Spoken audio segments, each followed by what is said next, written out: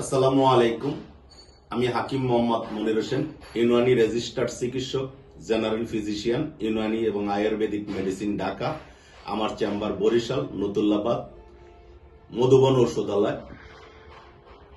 আমার এখানে দেশি এবং বিদেশি ইউনানি এবং আয়ুর্বেদিক ওষুধের মাধ্যমে পুরুষ ও মহিলাদের যাবতীয় জটিল এবং কঠিন রোগের চিকিৎসা এবং সুপরামর্শ দিয়ে থাকি ইনশাআল্লাহ।